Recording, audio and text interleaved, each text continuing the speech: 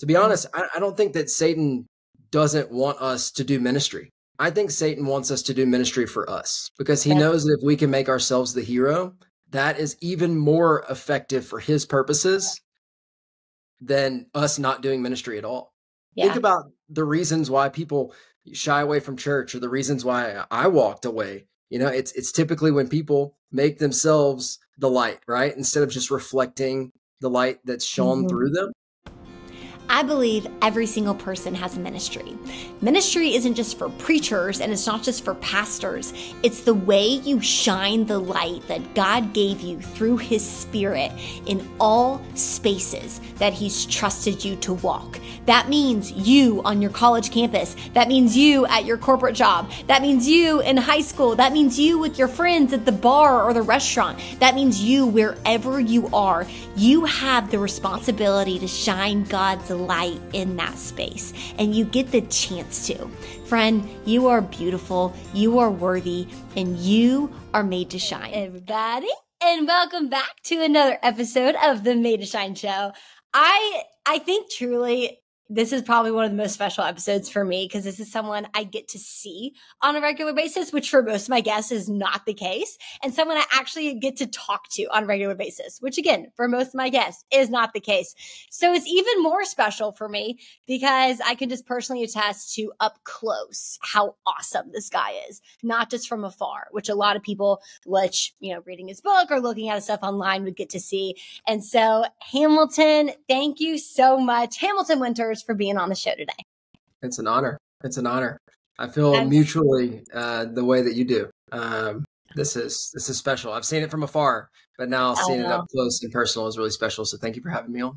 It's so special. I know from the first time we got to have coffee together, I was like, this guy has such an amazing spirit and a heart of service. And I mean, you do so much. It's so impressive, everything you do. I mean, with Buckhead Young Adult, spearheading that to your book that you wrote. I mean, you do so much on the surface, but I think what struck me is like, everything that fuels that is the light you have in your heart from your spirit. And as everyone knows on this podcast, like the mission is to remind people, you got a ministry, girl, boy, you got a ministry wherever you're at. You don't just have to be a preacher or pastor or have gone to seminary. It's the way you shine God's light in every single space that you hold.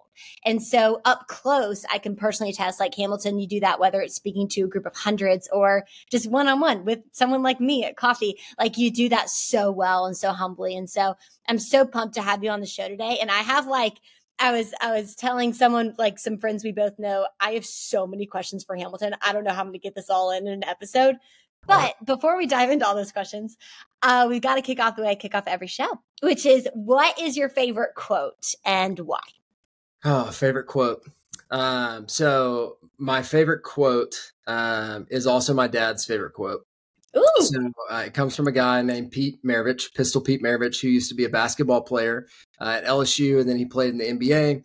And Pete Maravich came to faith later in life, but he was known for his basketball skills. He was one of the most successful basketball players of his time.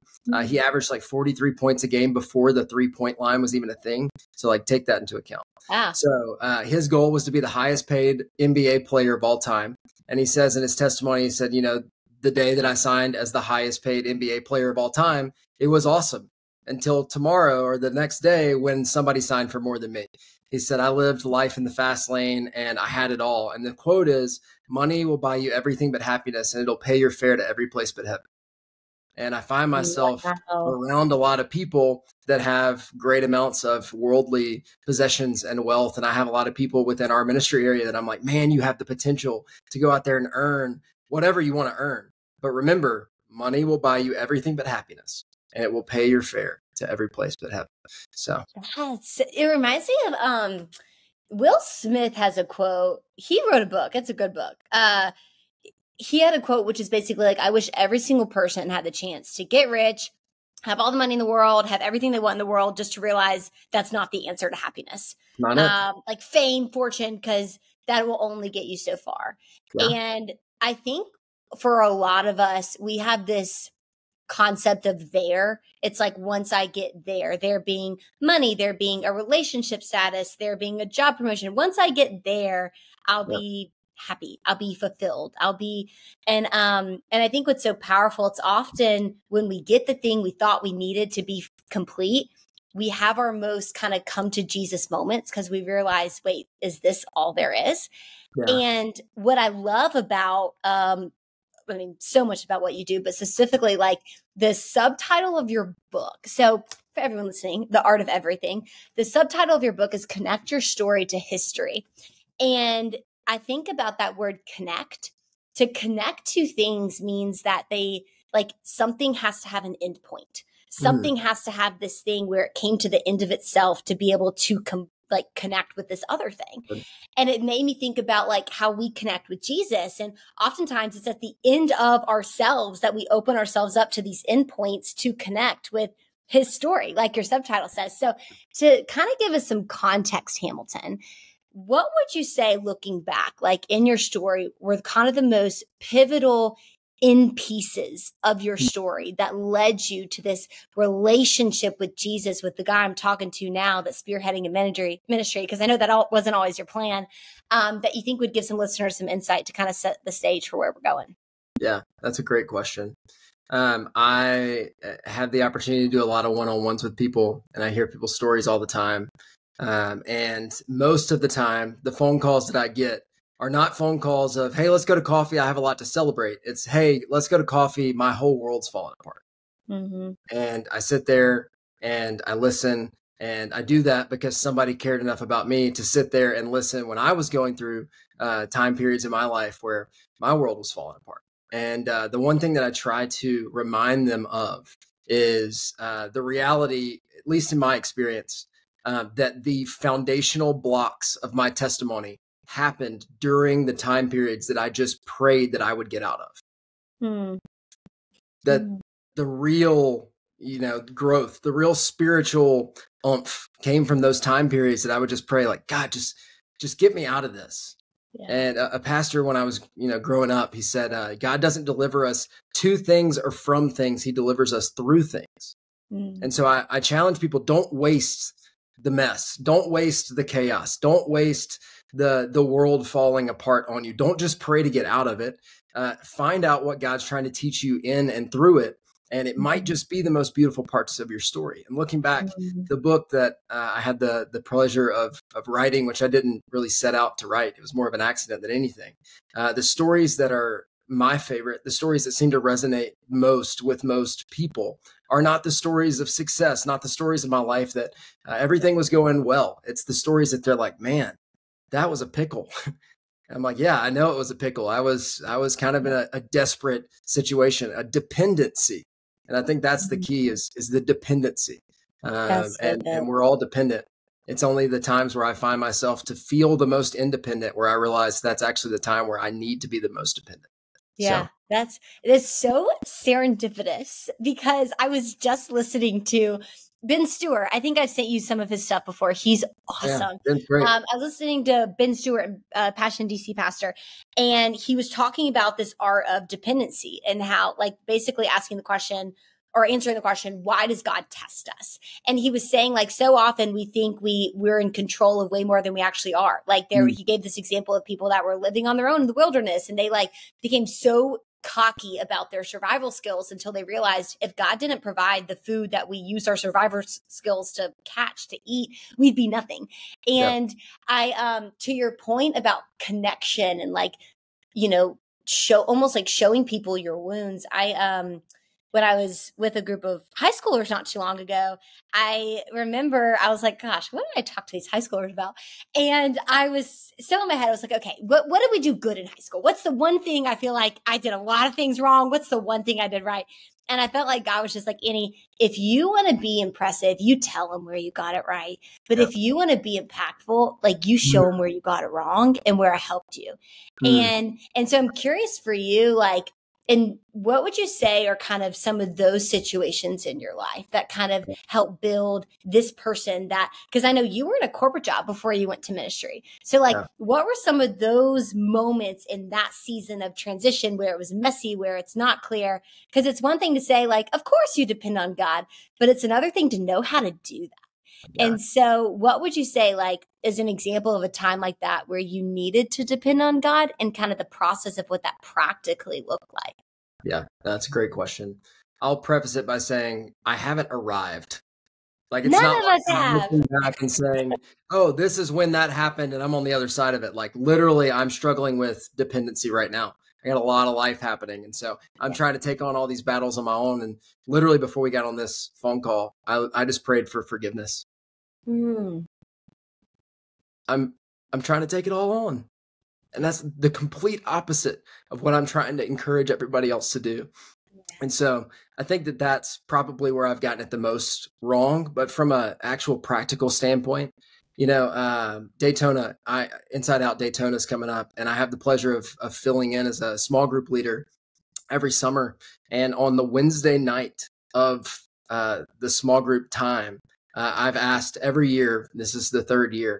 I've asked the leaders to let me share my testimony as raw as I possibly can to these high school kids that I met 48 hours beforehand. And I tell them all about the wrong that I did. And I never intended to be in ministry. We were talking about the mission of your podcast, that everything is ministry. I don't turn this on. I didn't start ministry when I started working at a church. Honestly, I felt like I did better ministry before I started working for the church than I have during my work at the church. I'm happy to dive into that too. I feel like my role now is to help other people do what you're helping other people do, which is to equip them to go and do ministry in their own context. But I mean, we talked about this before. I moved to Buckhead for a job. I finished grad school. I had been kind of living waywardly, even though I was raised in church, from high school into college, into grad school, took that. And it only got worse when I moved to Atlanta. I moved to Buckhead because that's where the party scene was. And the one person that I knew in town was like, "I know what you're about, bro. And you'd love Buckhead." And so for the first 6 to 8 months, man, I was tearing it up. And just the lifestyle that everybody says that they want. Well, I looked for it and I found it. I got all of it. And let me tell you, it left me with nothing but chaos and regret, from a relational standpoint, from a financial standpoint, to a just overall purpose standpoint of looking in the mirror and being like, why am I here? Like, who wants this?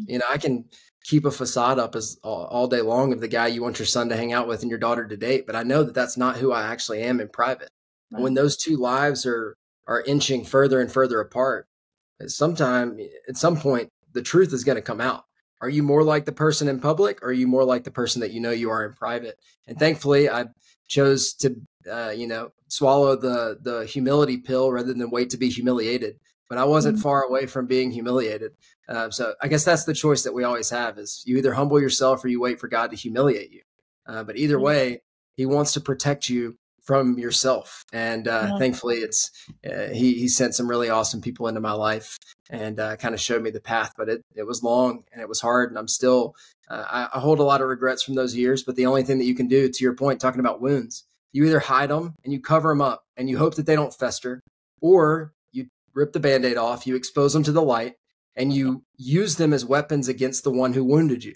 And so you can't spell pastor without past. You can't spell testimony without test. And I don't want to be hokey, but I don't find those things to be a coincidence. My best ministry happens when I'm the most vulnerable about things that life actually happened and threw at me, because that's the kind of stuff that people are actually dealing with. They don't want to look at you and me and be like, "Oh, Annie and Hamilton, they got it figured out." They want us to be on a podcast and be like, "Hey, let me tell you, of sinners, I am chief." Like Paul said, of sinners, I am chief. Now let's start the conversation. Let's talk about it. So without getting into too much detail, I've done probably a lot more wrong than I have right, but we got a whole life to try to, figure that out. So we do. And we all are there. I think what I appreciate and respect so much about you as a leader is, someone once said, and this always stuck with me, like, God can't bless who you pretend to be. And I think a lot of us, especially, like, even when we pray to God, we have makeup all over our prayers. We think our prayers have to have fancy words. We think people with the gift of prayer are people that have SAT vocabulary words and pray for like 37.6 minutes at a time. And it's like, no, like, the most beautiful prayers are the ones that are honest. Yeah. And like love itself, ultimate love in life, which is what we're ultimately all after, is it doesn't have to be perfect. It just has to be honest. And like, that's what God wants us to be. Like, we're not supposed to be perfect. We're just supposed to be honest because he knows we're not perfect. He's not shocked by us, but his grace covers all. And so coming back to that grace, you've got to recognize that you're coming back to love itself. And so to come back to love itself, you've got to bring your full self. And you as a leader, like you've always led with that honesty. And that's what I look up to and respect so much, because as someone, you know, leaders, that there's a responsibility there. And so to say like, I'm never there, I'm still figuring it out, that's just life. We are all in this. I was rereading like the story of the disciples in the boat when the storm came. And I just thought what was so powerful is like, they were in the middle of the lake when the storm came. And I think like storms typically get us in the middle. They get us in transitional periods where you can't see the starting line. You don't have the adrenaline from starting, but you also can't see the finish line. And Earth itself is like just this, it's this middle. I mean, God knew us before we were born. Well, we're not there anymore, but we're also not in heaven. So we're just in this weird middle that's never arriving until we get to heaven. And so I think what you also said that really hit me was just there was this tension between who you like knew you were under the surface or were acting as, but then also who you like wanted to be or who you were portraying to be. And I think that tension, we all can relate to that. Even as if we go and do the things we think God's calling us to do. We're doing what we think God's calling us to do, but are we doing it with the heart that he's calling us to do? And I want to talk about ministry because work, we're both threes. We talked about this on the Enneagram. Work, whether you're in actual ministry, like you're in church ministry. I consider myself in ministry with this podcast and my corporate job. Like ministry is everywhere, but sometimes you can get so busy working for God, you don't walk with him. Yep. And so I want to talk and I want your input on like, when you are doing the thing you feel like God's calling you to do, what are some of the trail markers, if you will, to know if you're really doing it with the intent for the Lord and with a heart for the Lord, or you're more concerned about working for him and how it's going to be consumed by other people? Yeah, that's great. I'm probably the worst person to ask this question to be honest. You're the best because I'm asking you. This is something that is a constant struggle for me. I want to go back to something that you said, which was the tension between the person that you want to perceive or be perceived as and the person that you actually are. At one point in time, it was, I want to live a life of sin, a lifestyle of sin, but I want to be seen as this straight and narrow guy. It's being in vocational ministry, like I mentioned, which I never set out to do. And in many ways, like still wake up sometimes and I'm like, I work at a church. Like I got an MBA, like I went into the corporate world and somehow I ended up here. I'm not saying there's anything wrong with it. God bless people that are in vocational ministry. It is hard work. Please pray for pastors. Please pray for people that are in the trenches. Because if there's anything I've learned, there are a lot of good people that, it's really, really a tough lifestyle, but it's a conviction and it's a calling, and it might not be a calling for a lifetime. It might be a calling for a season, but please lift up people that are in vocational ministry because it is tough. But it's almost come to the other side where I've seen the type of person that typically has a job like mine, and I've tried to become that person too. And I'm not that person either. So there's another tension that I don't listen to worship music 24/7. I don't wear the type of stuff that you typically see at your non-denominational church down the road. I've tried that and it's not my style. And I love a good, worship song every now and again, but I'm an EDM fan, like you might not have ever guessed that. My whole story is about the song that you sent me after we got coffee. I think it's called, it had light in it. It's called, let me get back to you on that. You're good. That's a great example of one. Don't try to be someone you're not. Yeah. And I've fallen into that so many times, even if it's the type of person that you look up to, even if it's the type of person that has your role elsewhere.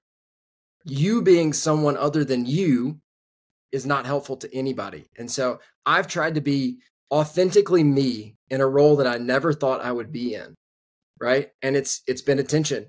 I started listening more to worship music. And there's nothing wrong with it, like I said, but my natural bent is to listen to something else or to watch something else. And so I wanted to make that point. But to go back to the trail markers of how do you know when you're working, trying to work for God instead of walk with him? Exhaustion, pressure. There's a guy named Tim Cooper who works for the Table Group, and he said something that was so poignant. I'm actually having a phone call with him in a couple of weeks just because I've thought about this quote so much. I reached out to him. I was like, I think about this all the time. Can I just have 30 minutes of your time and talk to you? But he said, ministry should be low pressure, high stakes. When ministry starts to feel high pressure, high stakes, you've started to confuse your role with the Holy Spirit's. Wow. I mean, talk about a mic drop moment, because I feel pressure all the time. I got to have numbers. What if this event doesn't go well? What if I overspend? What if I underspend? What else could I have done? Did I leave chips on the table? Did I hire the right person? Did I do my job to recruit the volunteers? Are these people going to show up? Are they going to hear what I have to say? And is it going to change their life? That's pressure. Mm-hmm. Ministry, when done properly, is low pressure, high stakes. The stakes are high. It could not be higher. I mean, eternity is on the line. But when you start to confuse your role with the Holy Spirit, I think that has been, for me, the most telltale sign that I've started to ease into, if not full blown, worked for God to try to bring God something that he didn't need, because he's not without. Yeah. But that he offered me an opportunity to partner with him in, and somehow I lost him in the equation. That's so good. What would you say is your definition in that context of pressure? Because immediately it goes to my mind. My dad used to say this quote to me all the time when I was in tennis. He'd say, or Serena Williams used to say, like, pressure is a privilege. Because they would always say, like, how do you handle the pressure so well on that point? And so like, what would you say in this context is the definition of pressure?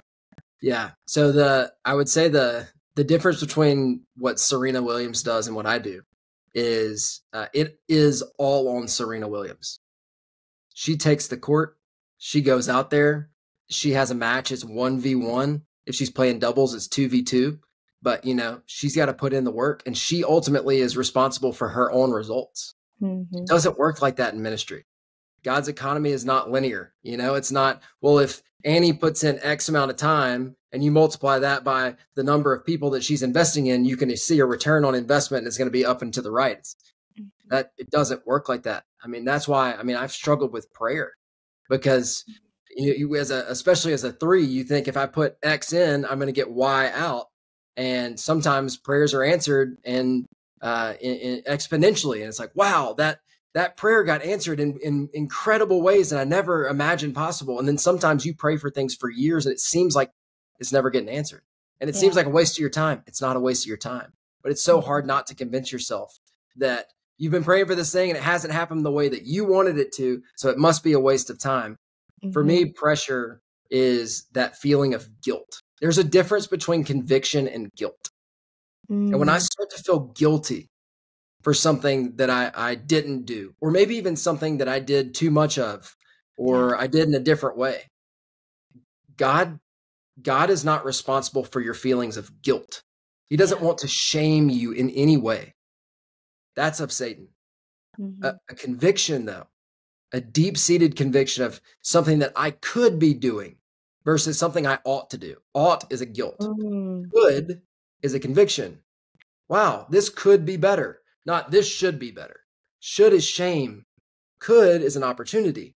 That's a conviction. If you see something that could be better, make it better. Yeah. But if you sit here and you say, man, that should be better. Why aren't they doing it the way I would want it to be done? Or why didn't I do it this way? Like, that's probably not God's voice. I would say 99.9%, if not 100% of the time, that guilt, it's 100% of the time not from God. But if you feel a conviction about it, that it's a could rather than a should, I think that's the pressure that I feel. And when I feel that pressure, that guilt, I'm like, man, I'm starting to take this all on me. And to be honest, I don't think that Satan doesn't want us to do ministry. I think Satan wants us to do ministry for us. Mm-hmm. Because he knows that if we can make ourselves the hero, that is even more effective for his purposes than us not doing ministry at all. Yeah. Think about the reasons why people shy away from church, or the reasons why I walked away. It's typically when people make themselves the light, right? Instead of just reflecting the light that's shone through them. And if Yeah, we can make ourselves the hero, man, we have now changed sides. We are that working is actively against the kingdom. And man, that's a tough pill to swallow. That is, it's like the way I've heard it put before. It's like, make sure the light shining on you is never greater than the light shining through you, Yeah. because it's true. It's like, if the light shining through you is always greater on the light shining on you, whether that light shining on you is a Zoom call in your corporate company and you're speaking to 2 people, or coffee with a friend, or a group of 2,000 people, it's like, how great is God's spirit shining through you? And so I feel like I always am like, I was listening to this. I was listening to Tony Evans, if you know who Tony Evans is. Yeah. Awesome dude. And he was talking about how in the garden, when Eve was tempted, like, how did the enemy, the serpent, like, first tempt her? He tempted her with religious principles. Like, Yeah. did God really say? And instead of relationship.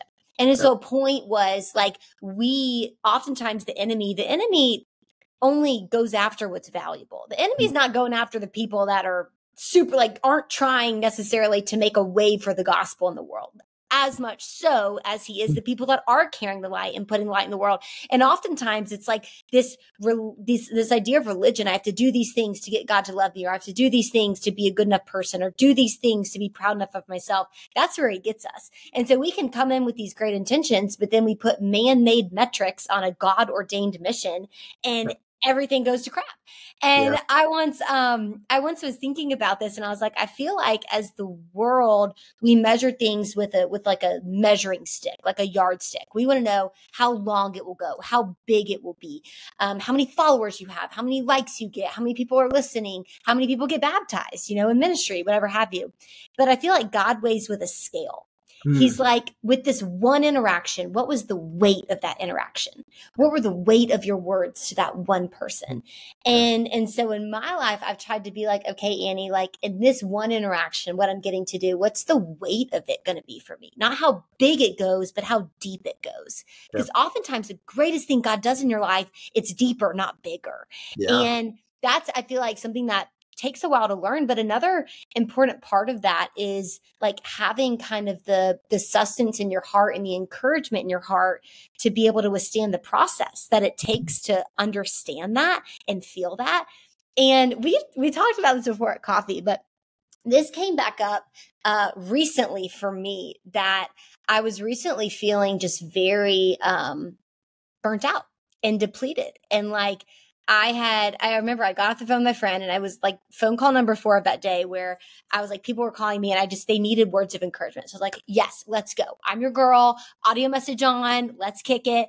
And then I got off and I was like, I can't remember the last time I said that to myself. Like, those encouraging words to myself.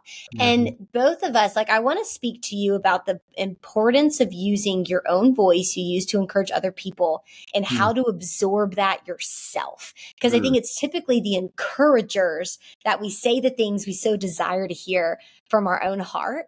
And like, for you, as someone who encourages so many people, how do you make sure you receive that and fill your own well too? That's a great question. I think that it's surrounding yourself with people that tell you the truth. There's a difference between surrounding yourself with people who will say what you want them to say, than surrounding yourself with people that will tell you the truth. And typically when you find people that will tell you the truth, they're the ones that have enough discernment to know when to tell you the truth that you need to hear, and the truth that you probably don't want to hear. And having a friend that doesn't know that discernment can be really painful, because they can give you truth that you don't want to hear at exactly the moment that you don't want to hear it. So it's finding people that have discernment and are willing to tell you the truth. I struggle with that so much, because we're encouragers, like, my whole job is to be on the other end of the line and to help them with whatever they're walking through. I mean, you wouldn't believe, you probably would, because of the nature of who you are and what you do. But there are people that wouldn't believe the kind of phone calls that I get on a daily, weekly, if not daily basis. And my wife works a corporate job. She works far more as hours are concerned than I do. But I can take 1 or 2 phone calls and my whole body is just drained. My soul is completely drained because I've poured my cup out all day long. And so I think having those people around you that are easy to encourage, but also you can rely on to give you truthful encouragement in a time where you need it the most is crucial. It's not everybody. And the higher profile you get, from what I hear, I'm not a pretty high profile guy, but from what I understand, the higher your profile is, the more difficult it is to find people to tell you the truth. Yeah. I've heard that time and time again. And so making sure that you have friends that are willing and able and ready to tell you the truth and encourage you in a moment. I'll give you an example. So I had, were you at Friendsgiving this past year? Yes, I was. Okay. So you'll remember this. I struggle a lot just on a daily basis with imposter syndrome because, like I said, I never thought I would get in the ministry. I went to seminary, but it was later on. I still have a hard time like telling people I'm a pastor, not for any other reason than I've just never seen myself in that way, even though that's kind of what I do. Best description for what I do. So Friendsgiving comes around, and most of the events that we do are for people that are unchurched. Because to your point earlier, I wanted to mention this. Somebody used this example of, everybody thinks they need to be a good person to go to church. And he said, but then I asked him, do you try to get clean before you get in the shower? No, you don't try to get clean before you get in the shower. That's the whole point of the shower. It's once you get in the shower, then you get clean, and then you can go about your day. Don't try to get clean before you get in the shower, thinking that you can't step into the shower before you're clean. So I've never heard that. I had never heard that either. I wish I could give credit to who credit is due. I don't even remember who said that. I just logged it in my brain. It's like, that's really good. So going back, imposter syndrome. I typically put on events that even I would have come to when I wouldn't have walked into a church. Well, Friendsgiving was our first like churchy event. It was actually the first event held at the church. All the other events to that point were not held at the church. And I wanted to do something special. I wanted to do communion. And so at the end of the night, we did communion. Well, we cut up some Publix bread and it was great. It was going to be super special. Well, I was taking communion and walking everybody through it. And I put the piece of bread in my mouth that had been sitting out for about 2 hours. And I remember thinking to myself, like, this bread is really dry. I don't know if I'm going to be able to do this. And I tried to swallow it and I choked on the communion bread. You probably I did not notice this. I did not pick this up. On the communion bread. And Annie, I tried to cover it up. I tried to like step out of the light and I went into the front table and I chugged like 4 girls' water bottles just to try to get the bread down. Pick this I up. legitimately thought I was going to die. I could see it in the Atlanta Journal-Constitution. Pastor died taking communion. Like I can see all of my seminary professors being like, he must have mishandled the elements, like everything's going through my brain. So I finally get it down. I get back up there. I make a joke about it. I go on with my night. Everybody loved the event, yada, yada, yada. It was great. So, I lost so much confidence after that night. Mm-hmm. Satan used that experience to stick a jab into me and just twist it every time. I got to a point where I told a couple of people about it because you know how we do when we're embarrassed of something, we'll tell some people about it and we hope that they're like, oh, that's no big deal. That's funny. Well, word had gotten around and people were coming up to me, people that I knew and loved, and they were like going like that. And it was just in jest and no big deal. But I was going through this like, you're not qualified for this. You're not good enough for this. You're no pastor. You didn't. So it got to a point where it was like really affecting me. And confidence is typically something that I don't lack. This is the first time in my life that I could feel like, man, I'm really struggling with confidence. And I had a conversation with a guy who was part of the reason why some of these people knew about this experience. I had told him, he's a close friend of mine. And then he had told other people without kind of my permission. And I told him, I was like, hey, man, it really hurt me that you shared this with other people because I kind of came to you in confidence. And then now everybody knows about it. And all I can think about is I'm the laughing stock of our organization and this, that, and the other. And he looked at me and he said, look, I'm sorry. I'm really sorry. I did not have your permission. I'm so sorry. I never asked your permission to share that. But can I be honest with you? I was like, yeah. He said, I'm so surprised that you're not on the other side of this just laughing about it. I'm so surprised that you, of all people, are not just brushing this off your shoulder and going about your business. He said, I think Satan has a hold on you. Wow. And I was like, dang. He goes, I think you're being lied to. And I'm sorry if I've been part of the problem, but I need you to realize the reality of the situation. Satan's trying to use this to get you to quit. And I was like, whoa. It helped me to see the situation as I think that it actually was, which is he used something that I knew that could really be a confidence builder for me. Yeah. And he took something that was, to everybody else a joke, but he used it to attack me in the one spot that I was like, he can never attack my confidence. Oh, he'll find your Achilles heel and he will twist it like no other. But you need people in your life that will tell you the truth. And that guy was there to encourage me, even though he, at one point in time in my brain, was part of the problem. He ended up being the solution to help me see the situation as it really was. That's And so good. it released me from that. I was like, wow, this is stupid. Nobody else remembers this. Only me. But I would think about it night and day. And so I don't even know how we got on that, but I relate to that a lot, like imposter syndrome. And I think what's so powerful too is when the enemy speaks to us, it oftentimes it's not these blatant lies, it's these half truths. Like there's grounds to what he's saying. And that's why it's such a slippery slope it's so believable. It's like, if he came at me and was like, Annie, you are the most flexible, go with the flow girl in the world, I'd be like, LOL, that is incorrect. I rebuke you, Satan. Like, that's such a lie. But he comes at me, he's like, you're so disciplined, no one will ever love you. Your routine is so rigid, like no one's ever going to love that.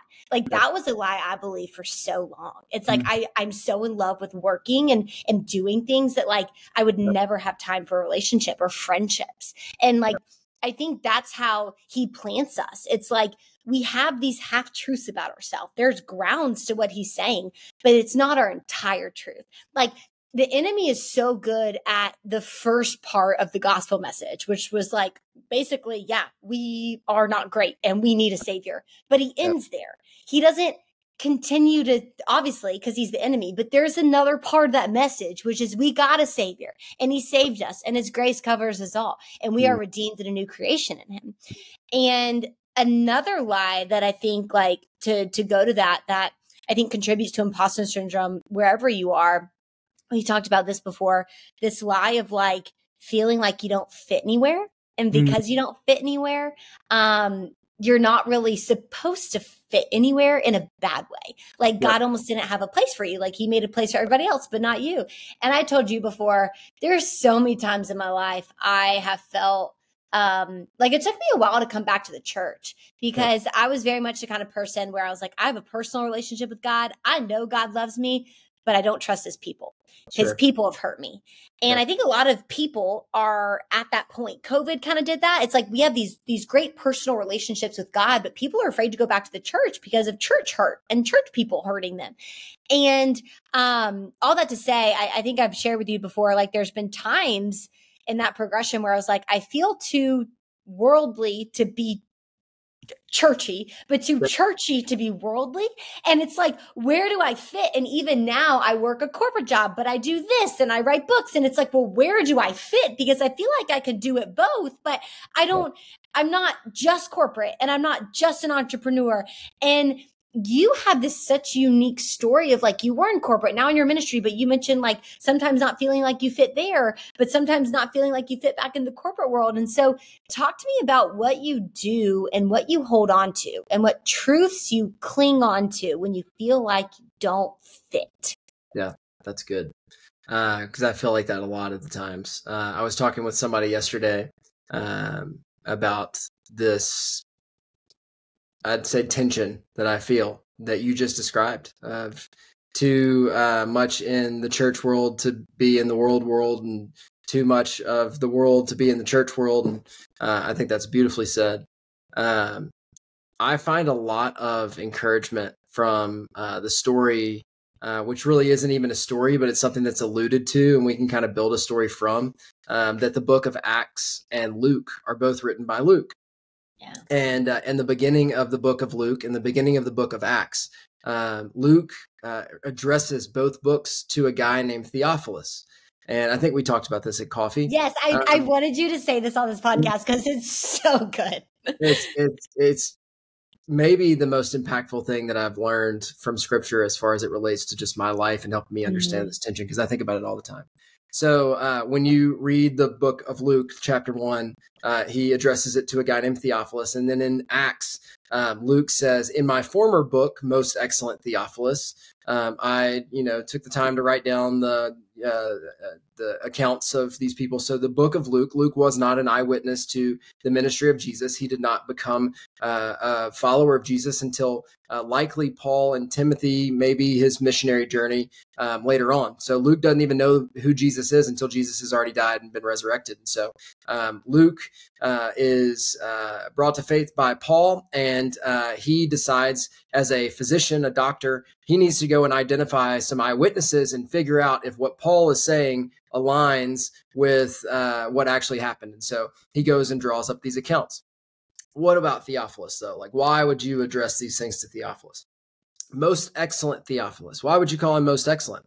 Just a big fan of this guy or what? So I did a little bit of digging, and supposedly we have discovered that most excellent is a title that you could earn or purchase in the Roman Empire, in ancient Rome.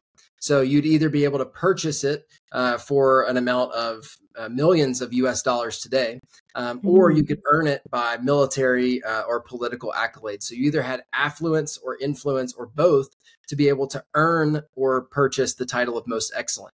Theophilus is a Roman citizen, most likely some sort of centurion or noble. And what we can conclude by his mention in both the books of Luke and Acts is that Theophilus would have likely been a convert of Luke and would likely have been funding Luke's missionary journeys. And what that says to me, and what I hope that says to you, is there are Lukes and there are Theophiluses. But without Luke's, there would not be Theophilus. And without Theophilus, there would not be a Luke to go on a journey. They both need each other. And so I find myself kind of in the middle because I work with Luke's, but I hang out with a bunch of Theophiluses.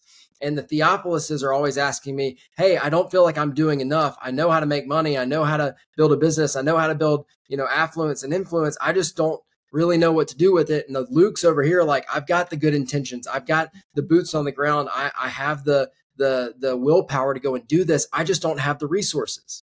Yeah. You've got the missionaries and you've got the commissioners. But if there's nobody in the middle that's feeling the tension that you and I, and probably a lot of people on this call, are feeling, then maybe these two groups never meet, and maybe that kingdom impact is never brought to fruition. How many groups of people would never be able to meet each other had there not been a bridge to the other side of the gap, right? And you and I might be the opportunity, or get the opportunity, to kind of build that bridge between the Lukes and the Theophiluses of the world. But Luke's, don't try to be Theophilus. Theophiluses, don't try to be Luke, like, be who God created you to be. And when and wherever you're able, work together to build a bridge over the gap. And man, I think that's where really beautiful ministry can be done. But I feel it all the time of like, I don't know if I'm either of those guys. Well, that's okay. Andrew didn't try to be Peter. He was really good at just bringing people to the foot of Jesus. And that's how Peter found Jesus. And so, the disciples weren't worried about being each other. They just needed to be exactly who Jesus called them to be. And so that's what I want to do. I hope that's what everybody on this call wants to do. When you told me that, I'm not kidding. I told it to about every person I knew when they called me and were like, because this is something I feel like we all face. And one, I think it's because if you think about the fact that we're as unique as our thumbprint, like God made us so uniquely, anything that God's destined us for us to do in this world, the world has never seen it before. Because even if it's something similar, like if you want to be a pastor, there's obviously been other pastors in the world, but you've never been a pastor. And the way you say something could hit someone else's heart in a way completely different than if someone else said the same exact thing. That's why when people are like, who am I to make a podcast? There's a million podcasts. Who am I to write a book? There's a million books. I'm like, yeah, but not by you. And the way you say something, God like predestined it to hit someone's heart in exactly the way that he needed you to say it and hit them in a way that nobody else could touch. And so I think what's so powerful too is we live in this day and age though, where we're constantly comparing callings and success and what everybody else is doing. And, you know, it's like we come into this world as originals, but most of us die copies. We're copying everybody else on what we think a good life is supposed to be lived and what that means. And you think about just the body of Christ, that word, the body. How silly would it be if the eyeball was like, dang, I can't hear like the ear, you know, like I can't move those legs like the legs can, or wiggle my toes like the toes. That would be so silly because we need hearing. But that's what we do every day. Like some of us are designed to hear and we're over there like, dang, I can't wiggle my toes like the toes can down there. And it's just so silly. But that's how the church is built. It's like when we all live into our unique God-ordained gifts, we can be the bridge, not only outside, but in ourselves, like that tension in ourselves. I think when you live into that light and like, let the Spirit guide you, that's when that bridge between who you are and who you want to be is crossed. And so it's like the bridge outside, but also the bridge in your heart. And I think that's so powerful. And again, like that takes time. And that also takes trust. And something, I know we're coming up a time here. I told you, I was like, I have 1,000 questions for Hamilton. So my last question before we round it out, but something that I feel like, because time and time again, when I get freaked out or when I talk to God, like, God, are you really there? It's this fear of like not doing his will right in my life. Like, am I messing up his plans for me? Can I mess up his plans for me? And I've heard this quote before, like, you are not powerful enough to mess up the plans God has for your life. But in the back of my mind, I'm like, but I know what a sinner I can be. And I know how not great I can be. Is that true? Like, can I mess up his calling for my life? What is his calling for my life? And I think a lot of us, we live in this day and age, calling anxiety, purpose anxiety is a literal term now. And I think there's a lot of people wondering like, okay, God, if I surrender to you and you say I'm the ear, I want to be the ear, is there a way I can mess that up too and mess up that plan too? And I guess that's my question for you. It's like, what's the dance between, am I powerful enough to mess up the plans God has for me? And to achieve those plans, what's the dance between, if it's meant to be, it's up to me and taking personal responsibility versus also relying on the Spirit? Yeah, that's good. I'm a big metaphor guy. And so Love it. to kind of go back to your dependence part of the podcast that we talked about, you know, there's a partnership here. He will lay a path in front of us, maybe even in multiple paths, right? That lead to the destination that he wants us to get to. But it's our job to take the steps, right? And so my story is one that when I'm living it going forward, this will probably resonate with a lot of people. It seems super zigzag. It's like, well, I started at A and then I went over to P and then I came back to D and then I went to T. Then I hung out at Q for a while. Then I went all the way to Y and then back to B. But then when I look back, it's a straight line. And I can make sense of it all. It's like, hey, he took me from being an overweight teenager to losing weight to writing my testimony with just loads of, to be quite frank, sexual sin and just a lot of just hedonism in every sense of the word, indulging in myself, to moving to Atlanta to sell lighting, to quitting that job, to learn how to fly, to starting a flight school, to getting hired away to go work at a strategy and marketing firm, to turning down my dream job offer at the strategy firm, to go back to school and go to seminary when that didn't make a lot of sense, and then work at a church, which I never set out to do, to start an organization that I wish would have existed 7 years ago. And looking back, literally every day, I use the skills that I gained and acquired in each one of those stepping stones. Like I said, looking forward, I can't make sense of a light bulb selling pilot pastor strategy guy, right? That's like a lot. That's like You walked into the Golden Corral and there's a million different things you can eat. It's just confusing. It's a Chinese menu. But looking back, it's a beautiful multi-course meal that he prepared for me. Mm-hmm. It's not a Chinese menu at all. I was worried, am I going to choose the wrong menu item? Look, bro, looking back, like I realized he had already planned out the course for me. All I had to do was enjoy it. Wow. All I had to do was enjoy it. But I wanted to tell the chef how I want my steak cooked, right? Like, Mm-hmm. bro, just enjoy the meal. Yeah. Just enjoy the meal. It doesn't make it any easier when you're going forward. But I will encourage you, whoever's listening to this and they're struggling with like, am I going to mess this up? Am I doing this right? What's next for me? I have found in my own experience, the best way to get a glimpse of how God might be intending to use you in the future is to look back and to recount, take inventory of, and be grateful for all the ways that God has equipped you in the past. Who in your life do you have unusual access to? What in your life have you had a unique experience of? What are you finding yourself in that very few people in your circle of influence or in your life can say that you get to enjoy, that you get exposure to? Maybe that's your royal position. Maybe this is the time that he's giving it to you, like Esther 4:14, for such a time as this. It might not be exactly what you want it to be, but maybe it's the stepping stone to get to the destination that he wants you at. I'll mention this and then I'll let you close it out. But Jonah, when you read the book of Jonah, he constantly tries to fight God's will. Long story short, it's a short book. I would encourage you to read it if you haven't. I know you have, but whoever's listening, that in the end, God's will is done.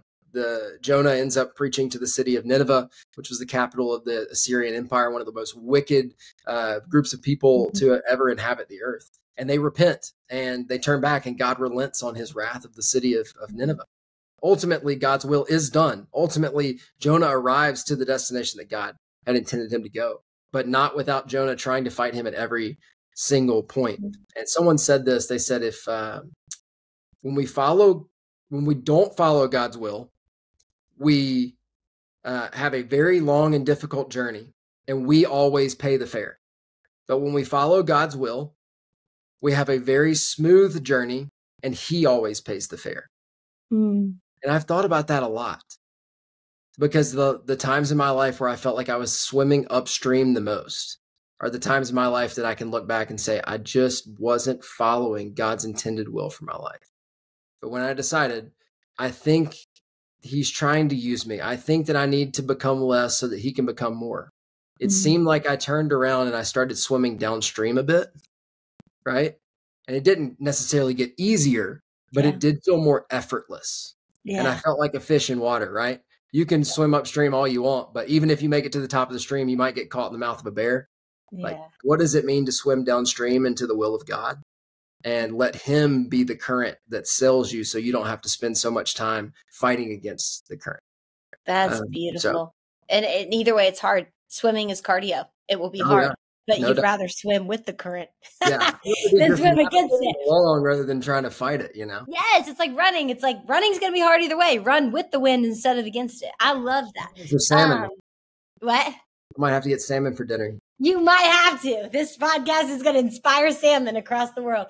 No, but I love what you said too about going back. I think about like Peter, when Jesus left and he was frustrated and he had, said, I don't know him 3 times, and he went back to fishing. And a lot of people look at that like, man, Peter gave up on Jesus, like he gave up on ministry, he just went back to fishing. But I kind of read it as like he went back to the thing that reminded him of Jesus. That's when he met Jesus the first time. And I think that like he went back looking for Jesus, not to go away from Jesus, but to look for him, because he went back to that thing where he first met him.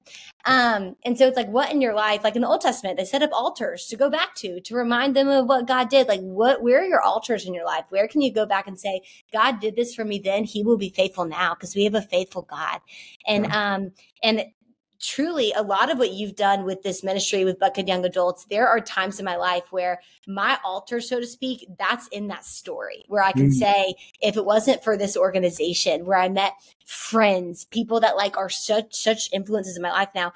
And I mean, I wouldn't my life would look so different. And you created that and you spearheaded that. And so I want to round out with just you saying like, Buckhead Young Adults, where can people find more information about it? Where can they sign up for? We have lots of events coming up, and where can they find your book and you? Yeah. Well, thank you. Thank you for this. Thank you for everything. If you hear my dog barking, We've got a dog saying hello. Dogs are welcome on this podcast. Yeah, I love it. Dogs This is and babies. I got this shirt in Seaside. It looks just like my dog. She's an English cream dachshund, and so she's so cute. Coming home with me. Her name is June. We're getting our laundry washer and dryer delivered right now, and she's freaking out. So sorry about so Buckhead Young Adults. Yeah, you can follow us on Instagram, Buckhead_Young Adults. You can go to our website, buckheadchurch/Young Adults. We have a group me of about 700 people, which is wild to think about because a year and a half ago, there was nobody in the group me, and God's just been so faithful to send people our way. So if you're in the Atlanta area, we would love to engage with you. We do coffee hours every 3 weeks at Buckhead Church. We do events about once a month. Our next one's a pickleball tournament, which I'm really excited about. I'll be there. Come on. It's going to be great. Oh, yeah. Everybody's got to come. On the court or you're serving off the court. So ready to serve. But yeah, we'd love to have you engage with us and me. So the book is going to be, you can either go to my website, hamiltonwinters.com. It's on Amazon. It's also on Audible, and it's on Apple Books. I read it. So if you don't like my voice, you probably want to buy a paper copy. But if I'm not just nails on a chalkboard, maybe you like to hear the author read the book. I always like audiobooks when the author reads the book. John Mark Comer does a really good job because the author knows where the inflection points are. The author tells the story differently than just a narrator would. So the book is 12 stories from my life paired with 12 stories from the Bible. And each one of them has a biblical parallel. At the end, there are discussion questions to help the reader to connect their story to his story as well. That word history is kind of play on there. But would love to hook you up with some copies if you're in Atlanta. I'm happy to sign one for you too. But thank you so much for allowing me to come on. Thanks for this conversation. This is just a glimpse of how good coffee was that day that we met up. I know. While we're having coffee, I was like, this should be a podcast. Yeah. No, but I was grateful. It was just for us. But truly, like, you are such an amazing friend, person, someone I look up to, leader, but also like teacher. I think the best teachers are the ones that are so smart, but they can make the information absorbable for others. And between your book and your messages and even what you do, like just the execution of Buckhead Young Adults, what could have been a very confusing idea, you made it to the point where it could happen and it's real and it's effective, because ideas that stay in your brain aren't effective because they're in your brain. They're not impacting people. And so I just wanted to say thank you for being faithful to that call. It's changed my life in so many ways. I mean that. And just thank you for what you continue to do and how you continue to show up, because again, like you said, like, you're doing amazing work, and people in ministry, they need that encouragement. So hear from me personally, like, what you've done has completely changed my life, and I can't wait for it to continue to change other people. Thank you. I needed to hear that today, so I appreciate you. Yeah. You're the best. Seriously, you're the best. All right, everybody. Hope you enjoyed this episode. Go get the book. And I hope that this blessed you and encouraged you, reminded you that God gave you a unique light, and it is your job to shine it in this world because we need you to.